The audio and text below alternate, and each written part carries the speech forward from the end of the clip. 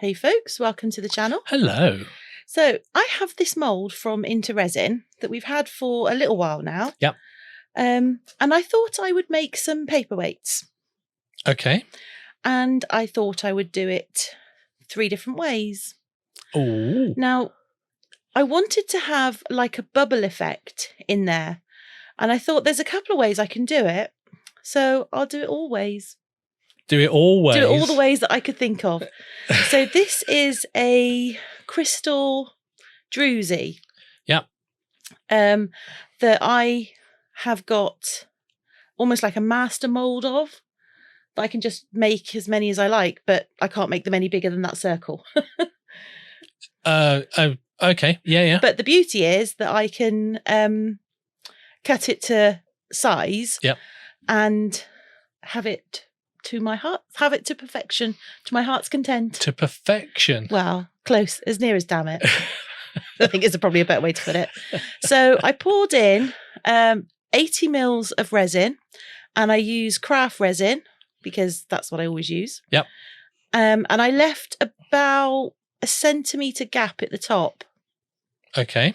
So I used the heat gun to get rid of as many bubbles as I could. Because this isn't going in the pressure pot. Because it's not going in a pressure pot, no. Okay. I think I could have put it in the pressure pot, but I didn't really want to wait. I wanted to use the G3 to hurry it along. The extra bit of resin I popped into that little teddy bear mould because it's cute. So then I took the Druzy and I sprayed it with Is that cured? No, that's not cured. Right, okay. So I sprayed some isopropyl alcohol on the Druzy. Yep. And then used the taco method to put it in, and then made sure it was touching the resin as much as I could at the bottom. And so it doesn't trap any bubbles? So it doesn't trap any bubbles. But I wasn't overly bothered if it did trap a couple because of the effect that I'm kind of aiming for. I'm aiming for a bubbly... So you want bubbles in there, but... So I want a crystally kind of... You want crystally bubbles, not bubbles. Yeah, essentially. That's what I want.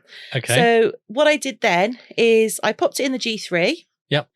And this is about 2 and a bit hours later.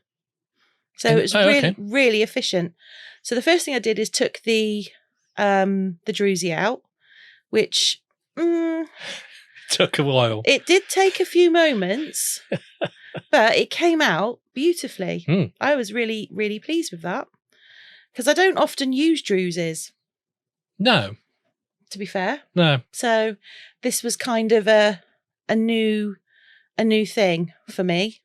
So yeah, and you can see it is quite crystally. It's very sparkly. Very sparkly. And then I got my Resiners chameleon powders because I think I last used these on the dragon a while ago. Yeah. And there are some really nice colours. Now I have left it all in, but I have sped it up so that is this one? Yeah, because you can't make a decision.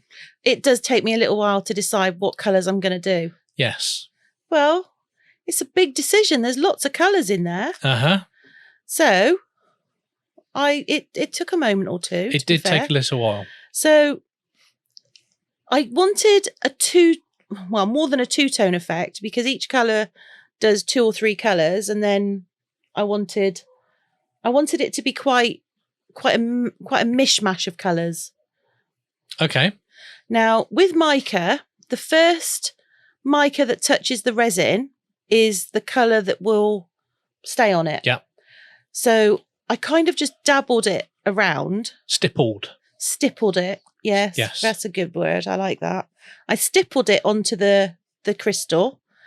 And then once I'd done that, I took an interference colour, and then I went over the whole thing. So if I had missed any little tiny bits, it would fill in the gaps. It'll fill in the gaps. Yeah.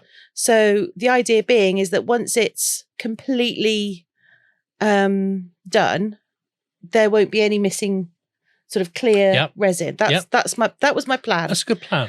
And then I took a little bit of resin, put in 2 drops of the Vista Black and just poured that onto the top, because chameleon powders show best when they're more radiant when you put black behind them. They look really nice with white, but I wanted it to be quite vibrant.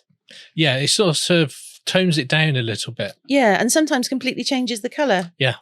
So once I set that off to dry, and then I thought I'm going to do another one, and in this one I'm going to use some Dichroic film. So I had some sort of scraps left over that I've just put together, and then I pop that into exactly the same sort of thing, but where I put the Druzy in last time, I'm putting Dichroic film in. I like the Dichroic film. It looks really good. Yeah, and when I fused it all together, I actually put it on top of the silicone mat there, so it has got those kind of bobbly look in it. So you get the bubble effect. You get a bubble. So not only do you like scrunch it and that, you've got those the dips. Yeah. Now, peaks and troughs. I popped this in using the taco method, but because it was staying in the piece, I actually dunked it right underneath the resin. Okay. So while Nikki's doing her dunking and pouring, I'd just like to say thank you to our Glitterati members for supporting us. You are all legends, and you get an extra special thank you very much. Indeed. Indeed, indeed. And then this is the 3rd and final attempt at a bubble thingy. A proper bubble thingy. Proper bubble thingy. So I poured in the 80 mils of resin. Yep. Nothing fancy, nothing special. By this point, I'm like, oh, just give it a squirt. I let it dry. Then what I did is I got some washing up liquid. No, what I did is I put some UV on the top. That's what I did first. Oh, right, okay. Let's do it in order, shall we? It might be a good idea. Do it in order. And then I got some washing up liquid and a little bit of water, and I stuck it into one of those needle nose bottles. Yeah. But I took the needle out. Good plan. The idea being is that I get lots and lots of bubbles, and I can just pour the bubbles straight on top, like that. See? Yeah. Because I wanted small bubbles. I didn't want the big bubbles, which you get from blowing the straw. Yeah. And then once I had the bubbles onto the resin, I used my lamp and I cured the resin. Okay. And the theory is you get a nice little pattern there. Okay. Yeah, I've done the big bubbles. And you can see it just there. Yeah, it's quite effective. It is. Yeah, you can see it just there. It's just. Now, at this point, I was thinking, I've got some water that's dripped down the sides of the mould. What do I do? Leave it? I did. I just left it. I mean, it's not as if the resin hasn't cured, is it? No. So it's just going to... But it might interfere with the stuff at the top, was my worry. But I was like, no, it'd be okay. So then What's the worst that could happen? I literally just took 3 random colours out of the resiner's box. No rhyme, no reason, no thought, no intent. Just grab 3 different colours and see how it turns out. Okay. That's something like you to be that... I know. And again, what I'm doing is I'm just splodging it on so I get a bit of variation in the powders. Yeah. And then at the very end, I do a final buff over the top. And then I took these 2 and I did those on the bear, because I did the same with the little bear, because I thought... A matching bear. Yeah, so you get a paperweight and a matching bear. But I did the one and it was really pretty, so I thought I'm just going to do the other 2 because they're quite cute. Never actually put the 2 together. What do you mean? Well, I've never thought, I've got a paperweight here, it needs a bear. Have you not? No. Wow. Or I've got a bear here, it needs a paperweight. Yeah. Well, see, this is where you and I differ. This is where our minds are completely different. Uh-huh. I looked at paperweight and thought it needs a bear.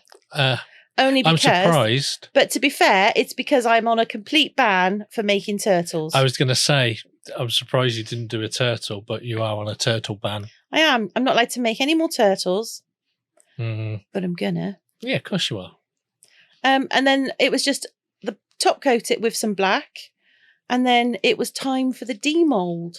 Yeah. And Kirk has miraculously put all the demoulds together. Look, he's a little genius. I am. Yes. Yeah. Yes, I am. So this was the first one. This is the Druzy. Yep. So there's a little bit of overpour there. And that's where I moved it from my desk to the G3. Yeah. But I was quite pleased with it. I thought I like that. I thought it's quite effective. It looks cool. And the clear resin at the top magnifies it. Yeah. So I think it's really quite cool. Yeah. I was like, oh, that's pretty. It's shiny. No, it is. I think that's a really cool effect. I did. I spent ages looking at it going, oh, that is so pretty. Yeah, no, I liked it. Yeah. I liked it a lot. I think with hindsight, I wouldn't have put the colour on the sides of the mould. Yeah. I'd have just had that as the black. And even the teddy bear came out really pretty. Yeah. So this one is the Dichroic film. Yeah. So we'll have a look at the teddy bear first, and he's cute. It's got a bit of a... He's got a black paw because I didn't put any Dichroic in that one. That's all right. I think that looks... it makes adds him... to it. It makes him special. Yes.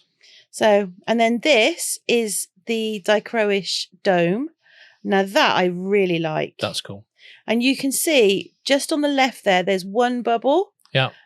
But you get away with it because of the piece. Yeah. So. It's a big bubble though, isn't it? Yeah, it is. But you get away with it because you don't, it looks like it's part of the piece. So I'm good with that. And then last but not least is the washing up liquid version.